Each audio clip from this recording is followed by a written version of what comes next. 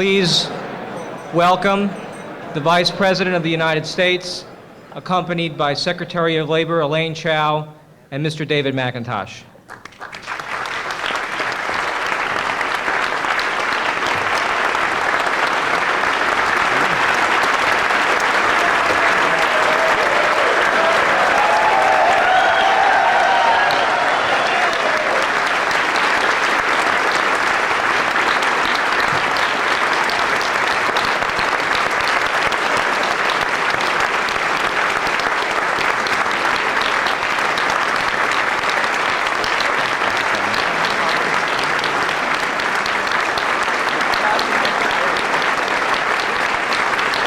Thank you.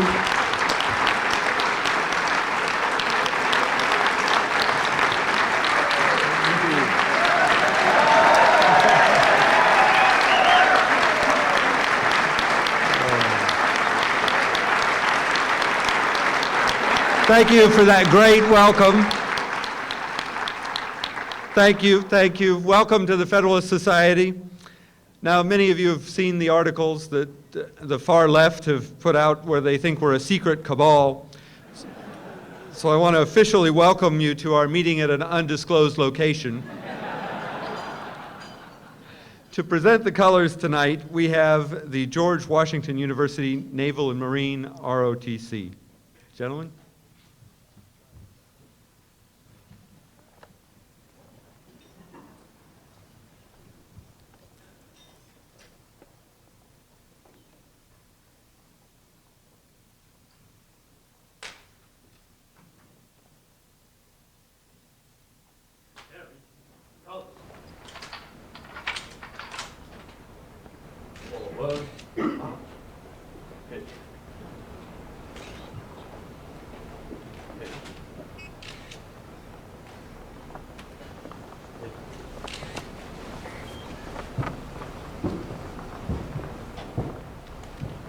Colors.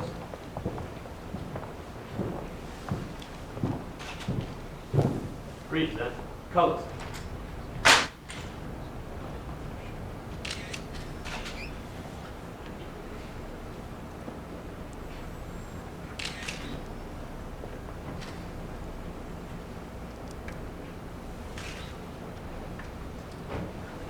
I pledge allegiance to the flag of the United States of America and to the republic for which it stands, one nation, under God, indivisible, with liberty and justice for all. Carry. Colors.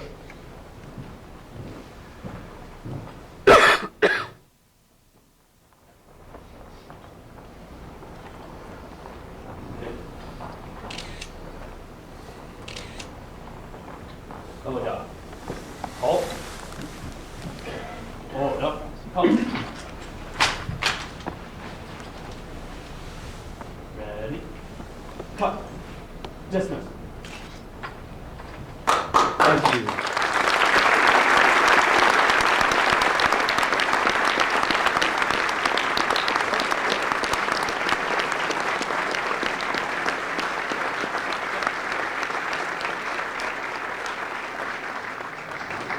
To lead us in an invocation of God's blessing on these proceedings, let me welcome Reverend Ronald Gripshover of the Cathedral of St. Thomas More. Reverend?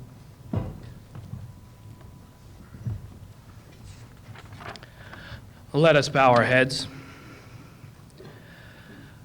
Blessed are you, Lord, God of all creation, whose goodness fills our hearts with joy. In you all things have their beginning, continuation, and end. You spoke to men a message of peace and taught us to live as brothers. Your message took form in the vision of our forefathers as they fashioned a nation where men might live as one. This message lives on in our midst as a task for men today and a promise for tomorrow. Father, you guide and govern everything with justice and love. God our Father, all earthly powers must serve you. help our President George W. Bush and our Vice President Richard Cheney to fulfill their responsibilities worthily and well. By honoring and striving to please you at all times, may they secure tranquility and freedom for the people entrusted to them. We now ask you to look upon the members of Congress and fill them with the spirit of your wisdom. May they always act in accordance with your will, and their decisions be for the peace and well-being of all. Father of wisdom and justice, nurture and guide the judges in our court system. Let them make judgments that secure harmony and equality and further justice in our midst. Blessed are you who have brought us together this day to work in harmony and peace. Strengthen us with your saving power, enlighten us with your perfect wisdom, comfort us with your constant presence, and grant us the grace to glorify you in all we think, say, and do. We ask this through our Lord, who lives and reigns forever and ever. Amen. Thank you, Reverend. Well, let us now welcome a special guest who is going to introduce our speaker tonight. She has agreed to perform that function as well as give us a talk later on. She's also one of the brightest, most energetic, wonderful members of President Bush's cabinet, and I, for one, was thrilled to see when he tapped her for this position as Secretary of Labor. Thank you very much. Let me give to you, without further ado, Elaine Chao, Secretary of Labor.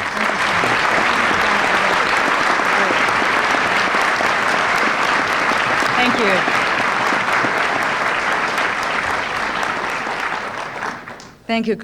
Thank you, Dave, for that very nice introduction. And thank you, Reverend, also. We're comforted by your prayer. We are also comforted by the strong and compassionate leadership of President George W. Bush and Vice President Dick Cheney.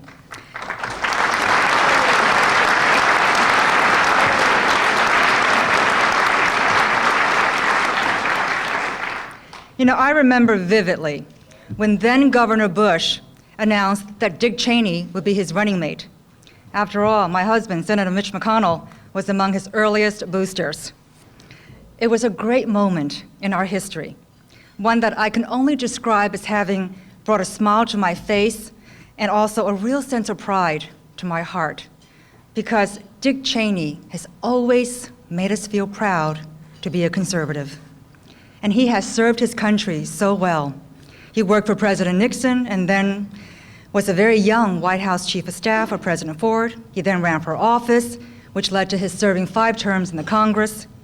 President George Bush pulled him away from that congressional seat in order to have him preside over the Pentagon in an era that saw the end of the Cold War, the liberation of Panama, and the Allied victory in Operation Desert Storm. It is no wonder that he was awarded the Presidential Medal of Honor. After spending several years as a leading citizen in the private sector, he is back in Washington to once again serve his country. And we're all fortunate for it, especially during this time of war against terrorism. Vice President Cheney is a leader of great integrity and ability, but that's only 2 of the traits that make him a great leader. What makes him so effective is his unfailing common sense, reassuring and unflappable demeanor, and his ability to discuss complicated issues in a way that everyone can understand.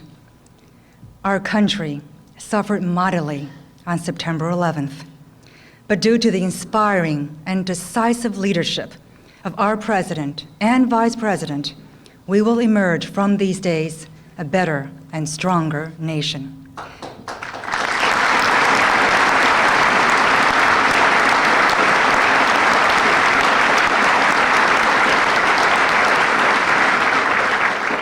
So, ladies and gentlemen, please help me in welcoming a man who brings our nation both great leadership and great comfort. Vice President of the United States, Dick Cheney.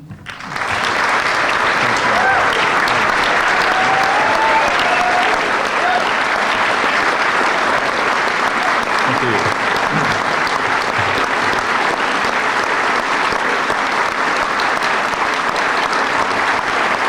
Thank you very much.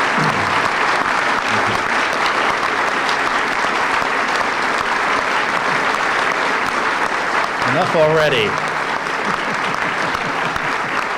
Thank you.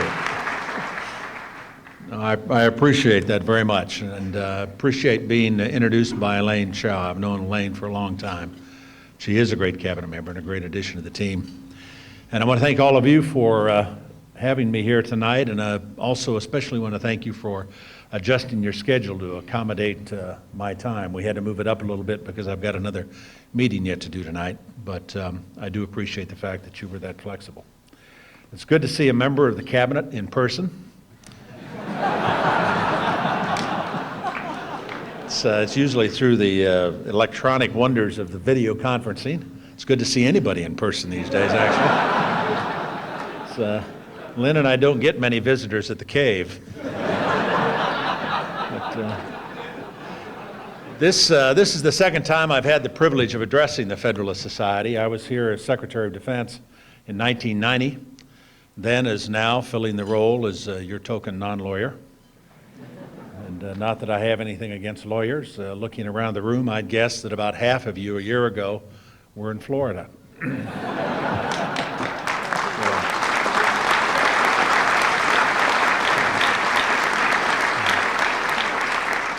And I can assure you we do deeply appreciate all those lawyers who went to Florida. A lot has changed since my last appearance here. I've been a corporate CEO now, a national candidate, vice president, and now, of course, a recurring character on Saturday Night Live. I've been watching a tape of the guy who plays me on the show, Darrell Hammond. He's got the voice down. He's pretty good at the mannerisms, but he's not quite there yet. And I doubt that he'll ever capture the real me. I mean, you just can't fake charisma.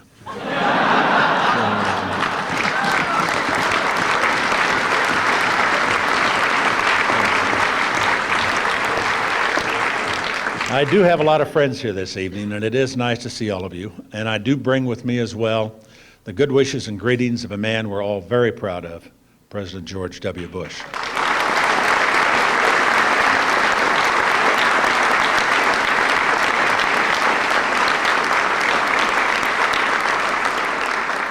There are many members of the Federalist Society in our administration. We know that because, of course, they were quizzed about it under oath. We're especially proud to have two of your founders at the Department of Energy, the General Counsel, Lee Lieberman Otis, and of course, Secretary Spence Abraham.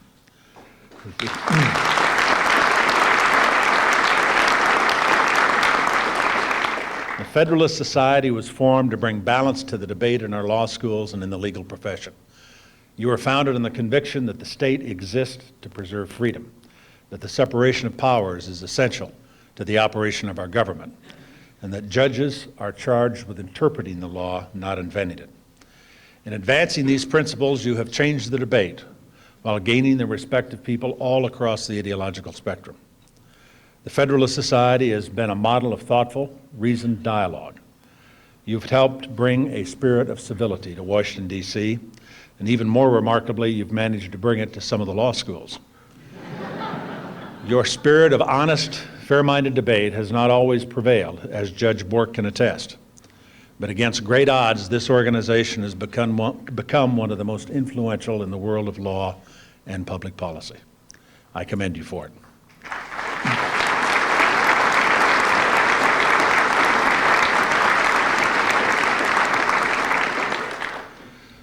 Tomorrow at this conference, our Solicitor General will inaugurate an annual lecture named for his wife. Barbara Olson will always be remembered for her sharp mind, for her kindness, for her cheerful presence. It's hard to think of Barbara and not see her smiling. We miss her. And we will always remember the grace and the courage of Ted Olson from that day to this.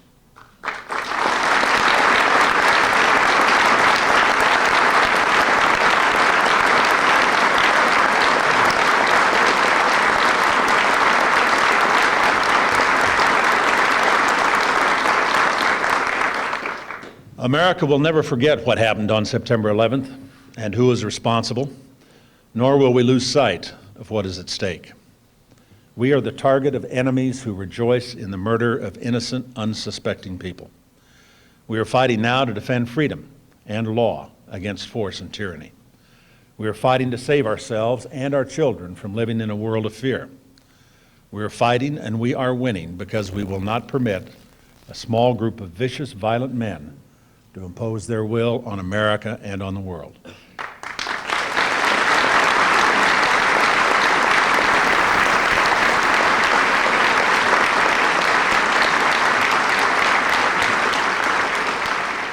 The President and I have often said that the war on terrorism will be fought on many fronts.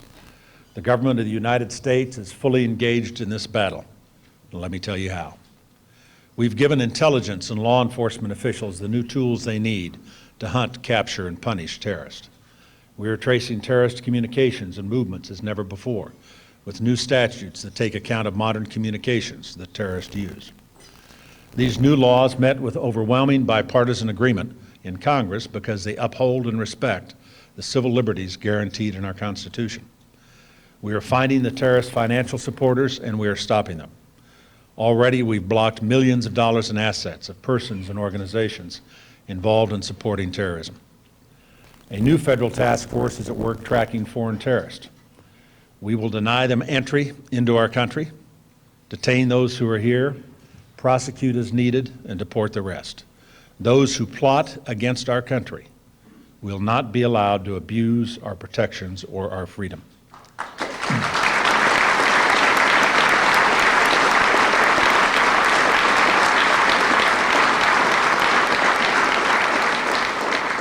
Furthermore, as the President deems necessary, non-U.S. citizens suspected of terrorist activity, whether captured here or abroad, will face trial by military commission.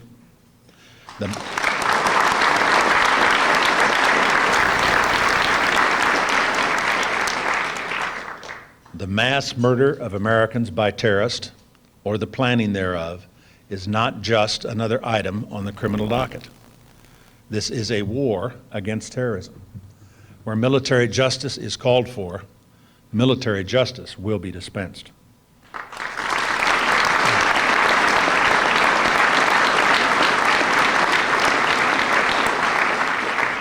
On the civil defense front, we are taking every measure to improve both our prevention capability and our response capability.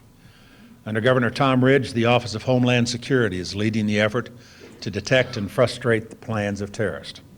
In everything we do, we have to be realistic. We have to proceed on the expectation that those who have already harmed our country will try again. The terrorists who gave the orders on September 11th have themselves promised it. They have called for the killing of Americans, Christians, and Jews. Whenever the President has evidence of a credible threat, he will alert state and local authorities, and the American people will know so as well. But a terrorism alert is not a signal to lock down your life. It is a sign that we must be vigilant. When Americans hear of an alert, they can know that the government is on watch and taking action against the threat. That is how we work to protect our citizens. But wars are not won on the defensive. Wars are won by taking the fight to the enemy.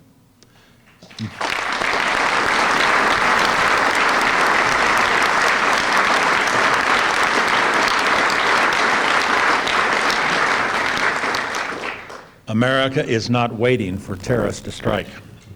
In the places where they hide and plot, we are striking the terrorists. There is a price for aiding and abetting terrorists, and the Taliban regime is paying it in full.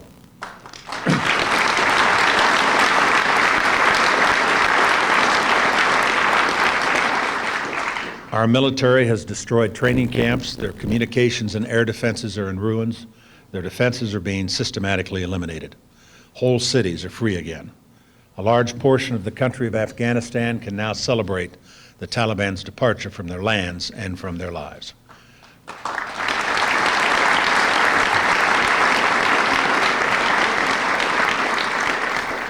And the rest of the country of Afghanistan is counting the hours until they too are free. But this is not a battle over Afghanistan. There's still a long way to go. As we speak, the Taliban are hightailing it to safer ground. They will find none. No matter how long it takes, Afghanistan will cease to be a haven for tyranny and for terror.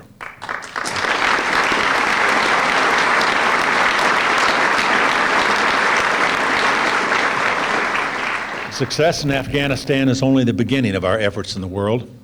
We are going to find the leadership of the Taliban and the Al-Qaeda network, and we are going to stop them.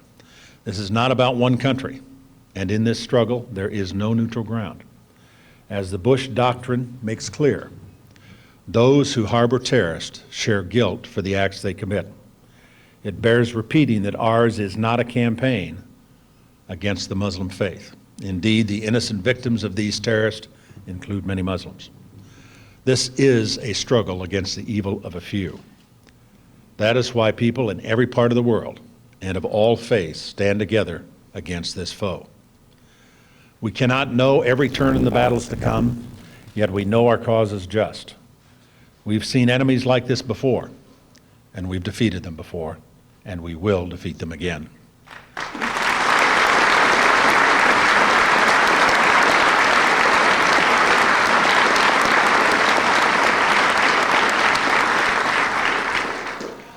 This crisis has brought our country together, uniting the political parties and elected branches of government in ways few would have believed possible. There are still honest disagreements on domestic priorities, and the war has not eased on those and has not erased those. But this is a moment of real opportunity, with the leadership of both parties sincerely looking for common ground. We hope Congress will act and act soon to pass an economic stimulus package. President Bush's plan gives immediate help to those out of work, reduces income tax rates, and will create new jobs throughout the economy. We hope Congress will attend to America's energy needs as well. It is even more urgent now that we find new supplies and make this country less dependent on foreign oil.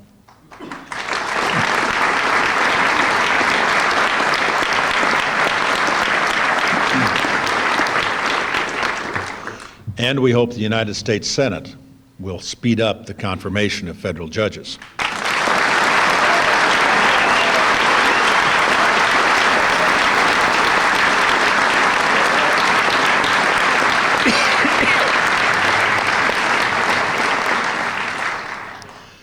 There's a dual responsibility here that I think we all understand. The President has discharged his duty by nominating well-qualified men and women to the federal, district, and circuit courts. Yet there are today more vacancies on the federal bench than there were the day we were inaugurated. The pace of new vacancies is actually growing faster than the pace of confirmations. Barely 1 in 4 of President Bush's nominees have been given a hearing and a vote. This should be unacceptable to anyone concerned about the administration of justice in our country.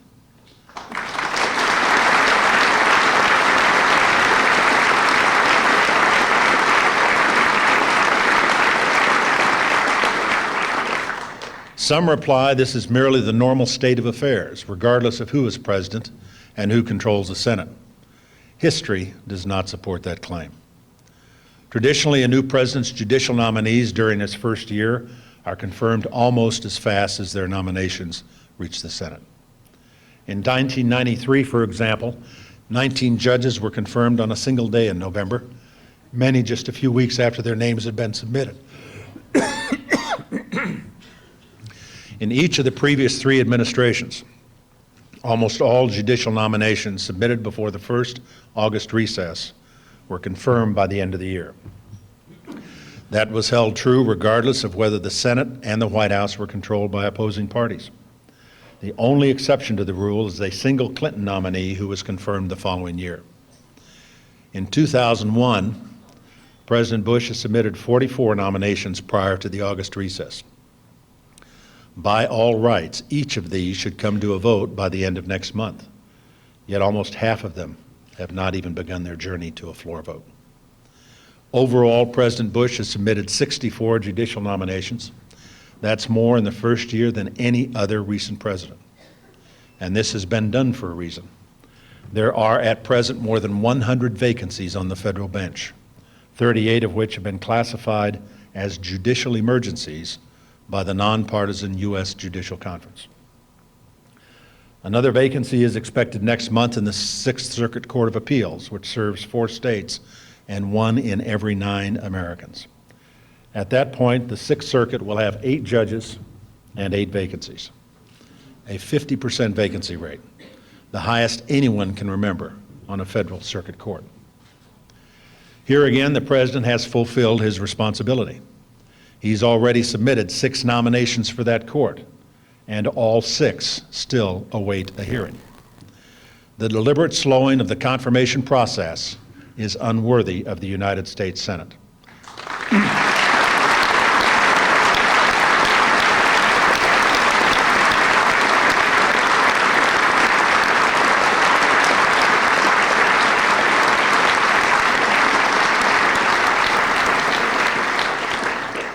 And it is an injustice to the men and women whose names have been presented. These are good people, each and every one of them selected with care by the President himself. The President announced his initial 11 nominees on May 9th, more than 6 months ago. Yet of these, only 3 have even had hearings. Those still awaiting include his choices for the D.C. Circuit. The first is John Roberts, the former Deputy Solicitor General and a lawyer of the highest reputation.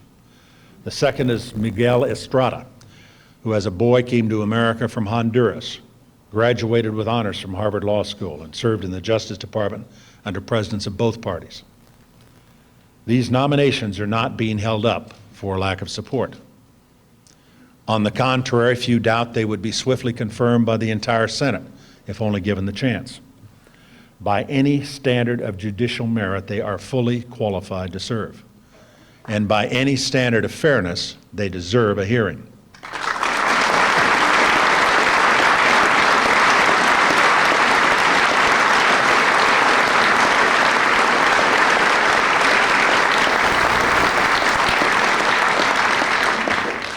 In that spirit, simple fairness, and in the interest of the nation, I appeal to the Senate Judiciary Committee to proceed without further delay in filling the vacancies on our federal courts.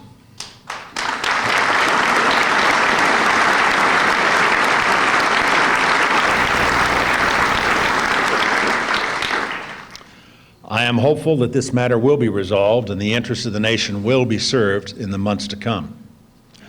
As I said, this is a moment of opportunity. All of us have been given a new perspective on old differences and perhaps a better sense of the great things we can achieve together. America is passing through a time of testing. We have every right to be proud of our fellow citizens, proud of the great heroism we've seen, proud of the honorable conduct of our military. In so many ways, adversity has brought out the best in our nation. The attacks brought terrible grief down upon us, but we love our country only more when she is threatened. And instead of weakening us, our enemies have only made us stronger. In ways too numerous to mention, President Bush and I have counted on the friendship and good counsel of many in this room tonight. We have never been disappointed. You have our respect and our gratitude. Thank you very much.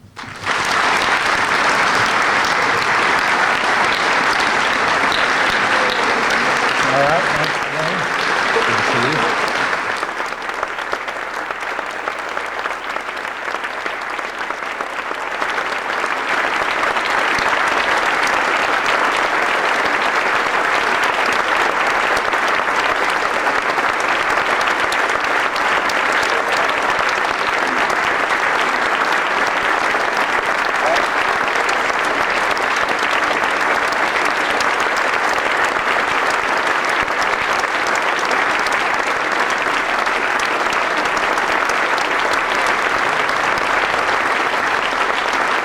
Mr. Vice President.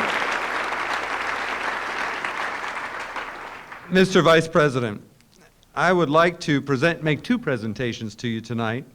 One is a compendium published in the Washington University Law Quarterly of the first conference that you attended at the Federalist Society. It is on separation of powers and will come in handy as you work with the Senate and other branches in government. The second is a traditional gift that we give to each of our speakers. It is a leather-bound copy of the Federalist Papers, and I want to present that to you. I think we were younger and less well endowed earlier, so we probably gave you a paperback copy the first time you were here. But in there, I found today one statement that can give us all great cheer at these moments, and it talks about the importance of a single president and says that unity is conducive to energy will not be disputed. Decision, activity, secrecy, and dispatch will generally characterize the proceedings of one man. We want to say thank you to you for your great leadership and your willingness to risk life to serve at the side of the one man that God has called to lead us in this war on terrorism. Thank you so much.